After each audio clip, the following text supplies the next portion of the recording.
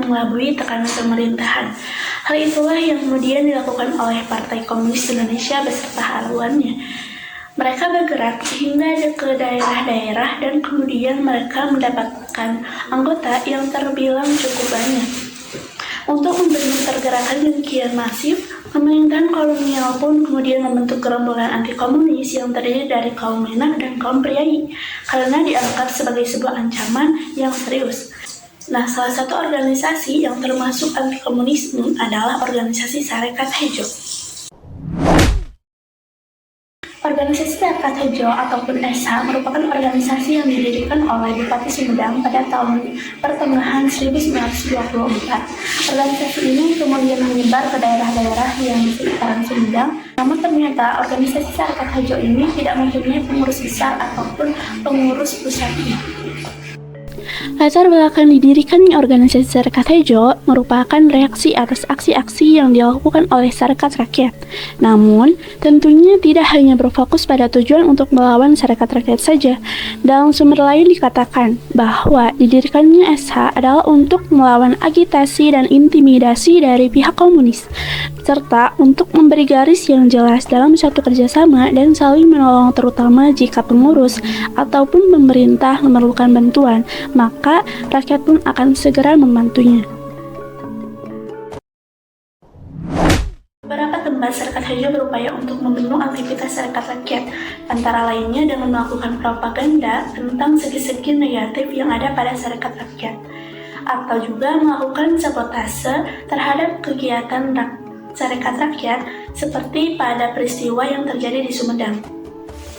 Pada awalnya, anggota Sarekat Rakyat ini meminta izin kepada pemilik gedung untuk bisa menggunakan gedung bioskop ini untuk keperluan rapat bagi anggota SR yang berada di wilayah Sumedang. Namun ternyata pemilik bioskop tersebut yang merupakan anggota SH tentu saja menolak permohonan itu dengan alasan tertentu. Pengurus SR pun tidak mau menerima alasan penolakan itu, yang mereka anggap alasan tersebut adalah alasan yang diada-adakan. Oleh sebab itulah, pengurus SR meminta kepada para anggotanya serta simpatisannya untuk memboikot semua pertunjukan di bioskop itu. Pemilik bioskop pun kemudian mengetahui aksi yang dilakukan oleh Sarekat Rakyat, sehingga ia pun memberikan diskon kepada semua anggota SH yang mau menonton di bioskop tersebut sebagai pembalasan dari aksi yang dilakukan oleh Sarekat Rakyat.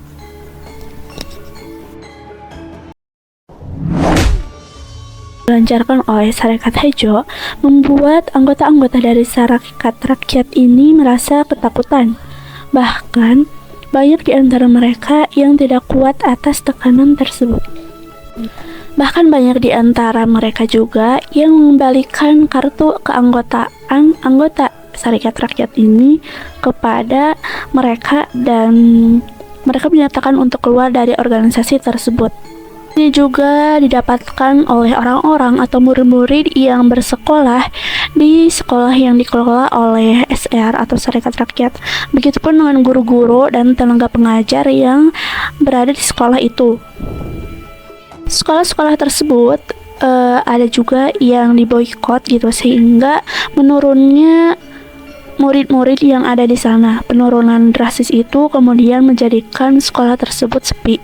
Begitupun dengan guru-gurunya yang merasa terancam keselamatannya. Bahkan dari anggota Sarekat Hejo sendiri itu melakukan perlawanan terhadap sekolah tersebut, bahkan merusak sekolah itu. Orang-orang Sarekat Hejo terhadap Sarekat Islam di Priangan Barat misalnya, terutama karena orang-orang ini adalah dianggap merupakan orang-orang yang menghasut masyarakat agar tidak mendoakan keselamatan para priai, khususnya bupati. Nah, dalam kasus ini dikenal sebagai kasus fatwa Abda Kamulana, mengingat bahwa Sarekat Rakyat sendiri merupakan orang-orang yang pada asalnya bagian dari Sarekat Islam yang kemudian memisahkan diri dan membentuk organisasinya sendiri yang berhaluan pada komunis, yaitu Sarekat yang